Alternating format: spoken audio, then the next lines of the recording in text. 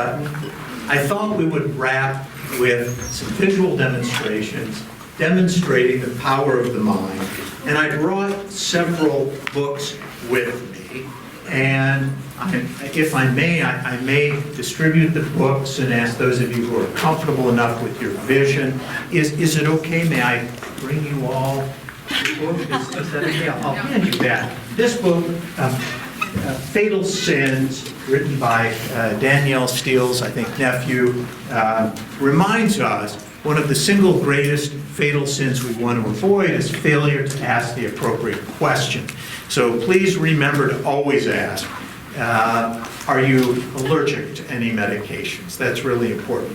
Now, I'm going to ask you, please, to tell us how many pages there are in the book. You need not be psychic. You may turn to the last page. Excellent. And you can share it out loud. 280 pages, and I may bring you around so we can see. 280 pages. In a moment, what I'm going to ask you to do is I'm going to ask you to open the book to whatever page you want in the body of the text. And then I'm going to ask you to go through, and if you don't like that page, you can change to a different page. I'm going to ask you to scan down whatever page you come to, and silently I want you to look for the biggest word, the longest word, the most letters, the most syllables, because that will make this the most impressive.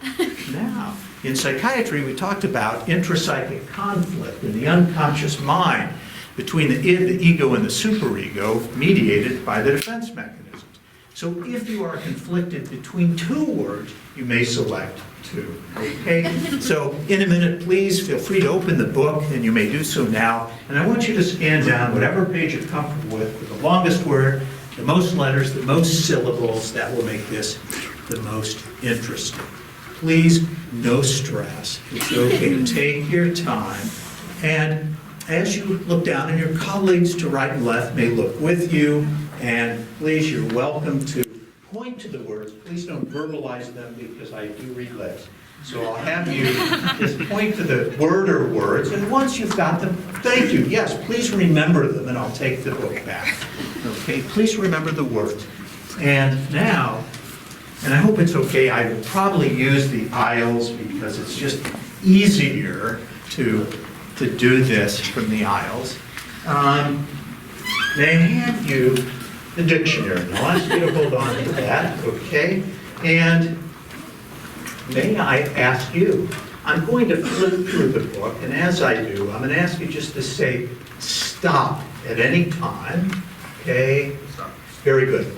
Now, I'm going to have you please look to the two pages that we stopped on. I don't want to know what they are. See the numbers, the page numbers down below? I want you please to remember those two page numbers. And then I'm going to ask you please to look at the first word at the top of that page. I cannot see it, but you see it. Yes? Okay, you all can see it as well. Okay, now, in a moment I will step away and I'll have you please turn to the two pages in your dictionary that you saw those two page numbers. I'll have you please, we randomly selected page numbers, so I'll have you turn to that in your dictionary. And Death Wish, my hero Charlie Bronson, who's now passed away, starred in the movie Death Wish, and all of its incarnations. I think there were about 5 of them, culminating in Death Wish Beneath the Planet of the Apes. I don't know. But I'm going to ask, please, I'm just going to flip through and have you just say stop at any time. Stop. Are you satisfied with this page? Because I'm asking you, please, to look at the first word at the top of that page. I cannot see it, okay? So we'll pause there. We have several words out there. You selected a word or two from a book, hardback book. In a typical hardback book in the United States, there are approximately 200 to 400 words per page. You said there were 280 pages, so if you allow me the poetic license to say 300 pages, that's about 120,000 words. Did you select one word or 2 words? One word. I don't want you to tell us what your word was. I am going to ask you please to share out loud the first letter of your word. The letter O. The letter O, in and of itself, doesn't tell us a whole lot. It's not supposed to. It may be an exclamation of surprise. However, it reminds us that when patients present to us into the chart. Each time we see the patient, we may get a piece of information as if a letter. And so the first time we see them, we may get the letter O. And then the next time we see them, we may get another piece of their lives and another letter, and I see a P, and then maybe a T. And you see, the unconscious mind goes to a word that has meaning. And your unconscious reminds us that our goal is to help our patients develop clarity of insight, clarity of vision in.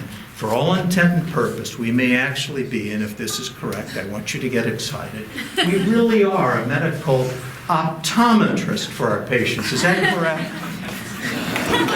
And thank you. And patients present to us, little by little, we get information from them as if they are gently moving forward. And their symptoms really come to us as if they are footsteps. Is that right? That's the word. Thank you. And patients come to us from all over. We may see patients from near and far, and they may actually come from Y-O-N-D-E-R yonder. Is that the word you were looking at? A dictionary.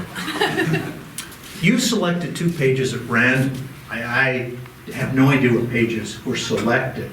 You've turned to those in the dictionary. There should be 4 columns, 2 columns of defined words on each page. Is that correct? So we have 1, 2, 3, 4 columns. And I'm going to ask, what would you like? Column 1, 2, 3, or 4? Column 2. I'm going to ask you, please, to look at column 2. And I'm going to ask you, please, to look at the first bold print defined word at the top of column 2. And I want you to silently spell it over and over in your mind. And this is interesting because when we see patients as pediatricians, as family practice physicians, as psychiatrists, and especially as child and adolescent psychiatrists, and as neurologists, one of the things we worry about in the child is learning disabilities, which are on axis 2, the old DSM-4 5-axis system. And the word you're spelling over and over in your mind is D-Y-S-L-E-X-I-A. Is that correct? Dyslexia. Okay, thank you.